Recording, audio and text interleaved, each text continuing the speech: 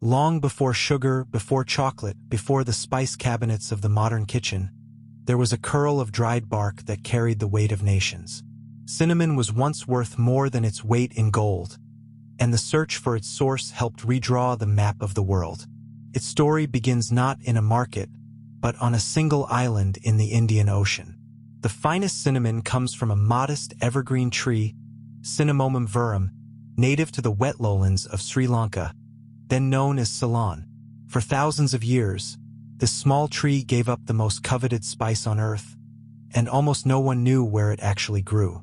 The ancient Egyptians used cinnamon in embalming, prizing its fragrance and its power to mask decay.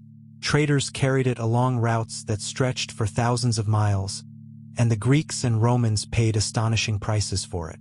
To protect their monopoly, Arab merchants spun tales of terror. They claimed cinnamon was harvested from the nests of giant birds perched on unreachable cliffs, or guarded by winged serpents in deep valleys. These myths did their work for centuries, keeping buyers ignorant and prices impossibly high. The truth was far simpler and far more demanding. Cinnamon is not a root or a seed or a fruit. It is the inner bark of the tree, peeled, dried, and rolled. To produce it, growers cut young shoots close to the ground, encouraging the tree to send up slender new stems. After about 2 years, these stems are harvested during the rainy season, when the bark loosens and lifts away most easily. The work that follows is done almost entirely by hand. Skilled peelers scrape away the rough outer bark, then carefully separate the fragrant inner layer in long, thin strips. As these strips dry, they curl naturally into the familiar quills we recognize. Several layers are nested together to form a single stick, then cut to length and left to cure in the shade. It is patient, exacting labor, and the best peelers train for years to avoid wasting a single sliver of bark. For a long time, whoever controlled this process controlled extraordinary wealth. In the 15th and 16th centuries, European powers set sail in search of spices, and cinnamon was among the greatest prizes. The Portuguese reached Ceylon in the early 1500s and seized control of its trade, demanding heavy tributes of bark from local kingdoms.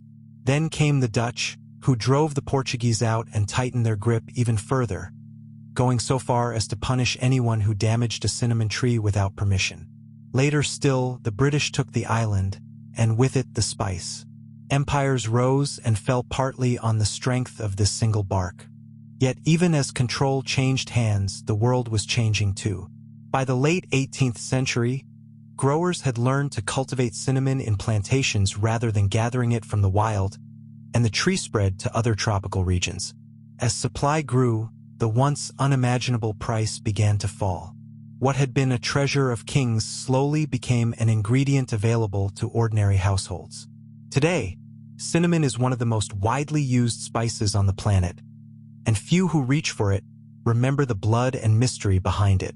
Most of what fills grocery shelves is not the delicate Ceylon variety, but a hardier relative called cassia, grown across Indonesia, China, and Vietnam. Cassia is stronger, cheaper, and far more common, while true Ceylon cinnamon remains a specialty, prized for its subtle, sweet flavor. Sri Lanka still produces the vast majority of the world's genuine Ceylon cinnamon, a quiet legacy of the island's ancient gift.